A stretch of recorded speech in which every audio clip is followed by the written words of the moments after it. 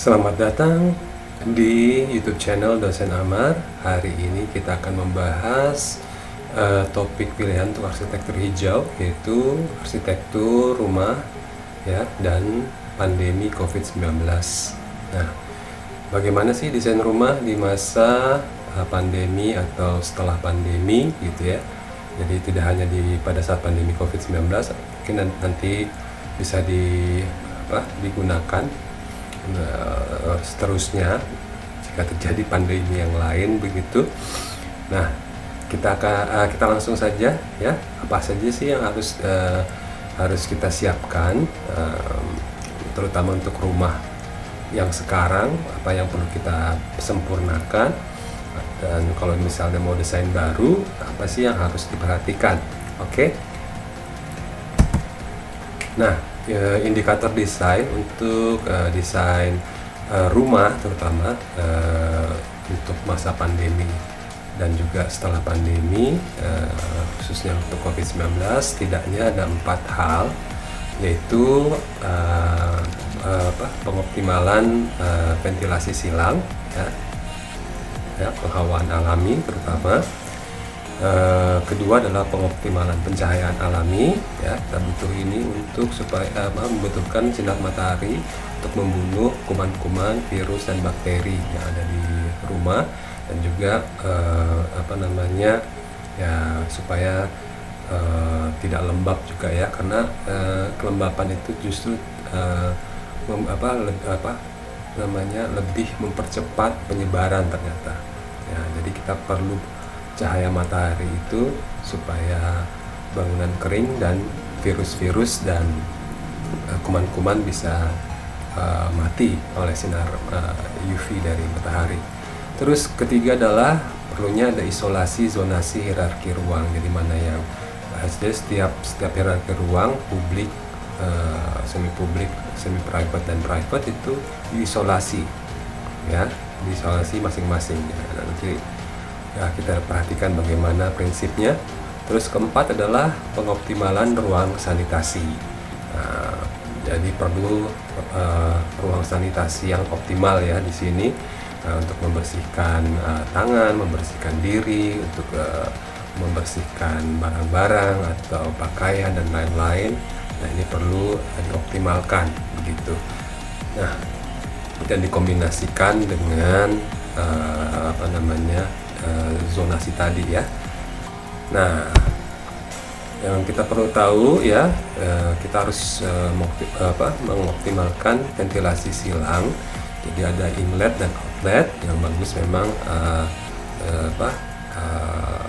udara itu, inlet dan outletnya itu saling berhadapan, atau yang lebih optimal sih agak minggir sedikit, agak ke samping gitu ya, nggak langsung begitu. Lebih optimal ya. Jadi jangan satu inletnya bukaan jendela atau ventilasi jangan satu sisi saja di bangunan, tapi kalau bisa ada dua sisi yang saling berseberangan begitu, langsung begitu. Jadi udara yang banyak kuman dan virusnya itu bisa langsung dikeluarkan begitu. Jadi tidak stay di dalam ruangan ya. Terus berikutnya adalah mengoptimalkan pencahayaan alami ya. Perlu kita bukaan itu juga penting untuk supaya memasukkan cahaya matahari supaya membunuh kuman-kuman, virus dan bakteri gitu ya. Nah, saran juga adalah membuat bukaan di atas ya. Jadi bukaannya itu tidak hanya di samping tapi agak ke atas gitu ya, seperti di sini ya. Terus juga kalau perlu pakai skylight. Nah, karena kita daerah panas ya, mungkin setelah jam 11 ini kalau bisa diberikan blind gitu ya, atau shield gitu ya, bisa ditutup lagi. Nah, setelah jam 3 ke bawah gitu bisa dibuka lagi untuk pencahayaan. Tapi sebenarnya yang paling bagus matahari yang bisa membunuh kuman, virus dan bakteri itu adalah pada saat pagi sampai jam 11 gitu ya. Jadi kalau udah ke atas jam 11 itu sudah tidak bagus ya, tidak sehat gitu sebenarnya. Nah, bisa kita gunakan ini. Jadi optimalkan cahaya alami, dan juga yang selain yang di samping juga bukaan yang di atas gitu ya, terutama skylight gitu. Tapi supaya tidak panas, yang nanti pada saatnya mungkin bisa kita tutup atau kita shield atau blind gitu ya. Nah, berikutnya adalah isolasi zonasi hierarki ruang. Jadi kita harus mengisolasi masing-masing hierarki ruang ya. Jadi yang mungkin ruang tamu atau teras itu secara fluid jadi publik, tapi mungkin sebaiknya sudah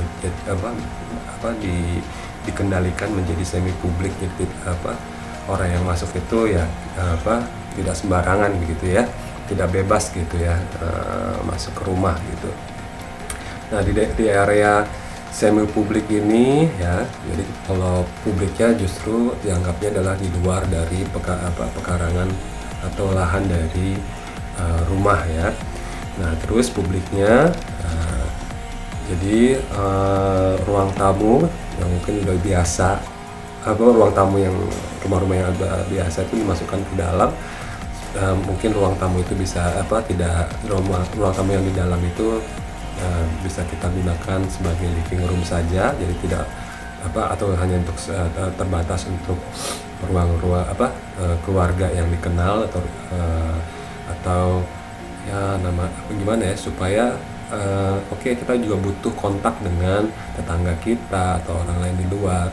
Jadi sekarang justru ruang tamunya adalah di luar gitu ya, di luar, jadi tidak di dalam bangunan.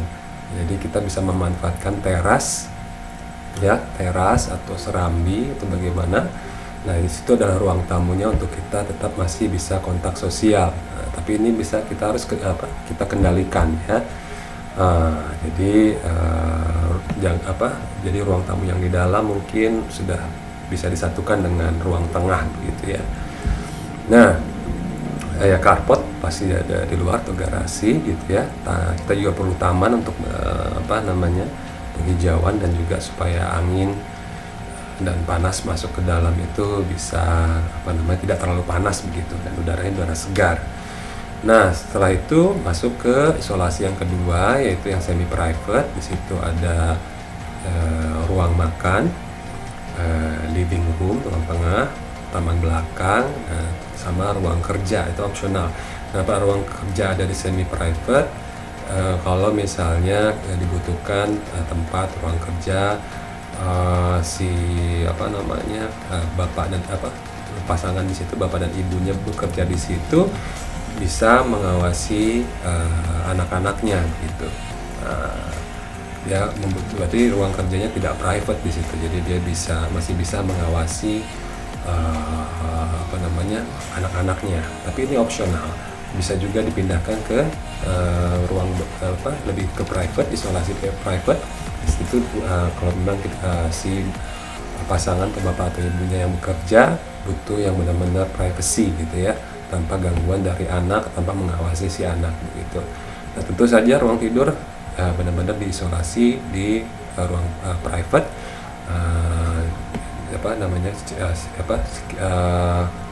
sehingga terlindungi dari kontak dari luar. Selain itu, jika ada salah satu anggota keluarga sakit, bisa diisolasi dalam ruang ini gitu. Nah, ini jadi perlu zonasi hierarki ruang gitu. Jadi jangan dicampur-campur gitu. Nah, ini berarti kalau rumahnya sudah jadi, ya mungkin disesuaikan lagi desainnya. Ya, tidak perlu renov, mungkin disesuaikan saja. Kalau yang desain baru ya bisa menggunakan isolasi zonasi hierarki ruang ini. Berikutnya adalah pengoptimalan ruang sanitasi. Jadi setiap zonasi tadi yang sudah diisolasi, kita tempatkan di situ ada ruang-ruang sanitasi atau ruang-ruang servis begitu ya.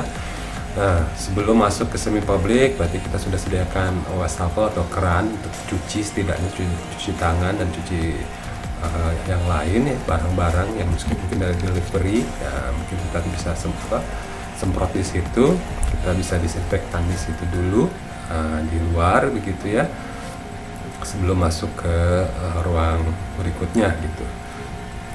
Nah ini tapi dia tidak berada benar-benar di luar ruang semi publik, dia mungkin dia ada di transisi antara publik dan semi publik, atau di dalamnya sebelum masuk ke semi publik atau di depan ruang semi publiknya gitu ya.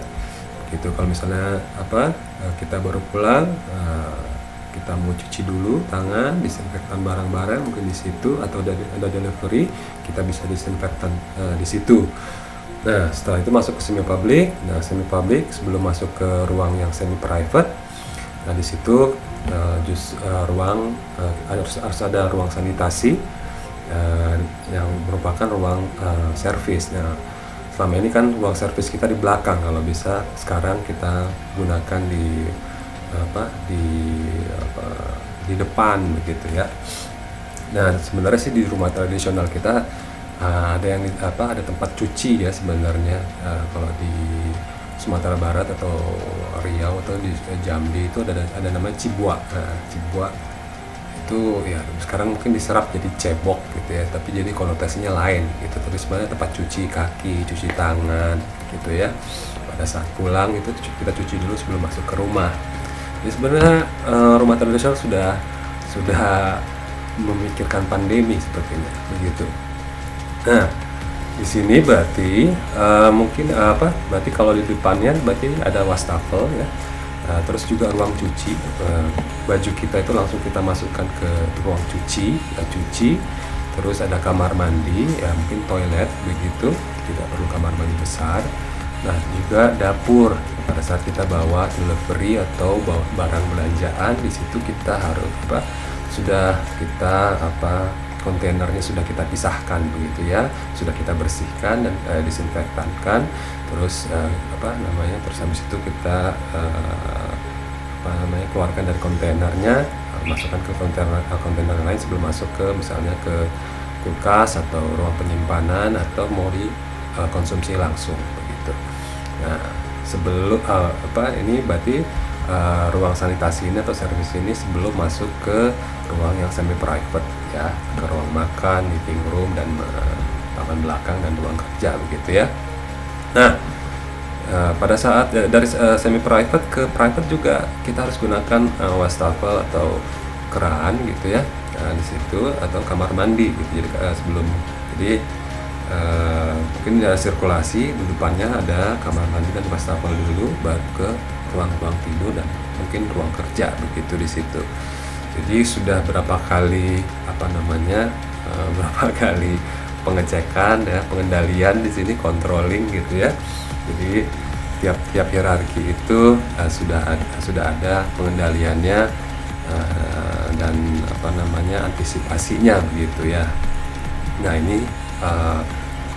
ini adalah dari mana sumber ini ya? Ini dari sumber yang saya pelajari, saya dapatkan, dan juga melihat dengan sumber-sumber lain. Jadi keluarlah ini, apakah sudah teruji ya, mungkin bisa diujikan, tapi ya di rumah saya sudah ujikan ini, jadi justru lebih efektif sih gitu ya. Walaupun saya ruang kamar mandinya mungkin sudah di dalam ya, karena sudah didesain gitu, tapi makanya saya maksimalkan justru semua barang tuh adanya di luar, atau ruang tamu saya ubah fungsinya jadi ruang pembersihan atau disinfektan barang-barang yang dari luar, baru saya mandi begitu. Nah, itu kira-kira mudah-mudahan menginspirasi, menambah pengetahuan Anda sekalian ya. Ini ibaratnya aplikasinya ya disesuaikan saja, tapi setidaknya kita tahu prinsip yang baik untuk desain rumah yang tanggap terhadap pandemi, terutama pada saat ini COVID-19, selama COVID-19 maupun setelah pandemi ya. Itu saja, terima kasih. Like, share, dan subscribe, komen dan saran di bawah. Terima kasih.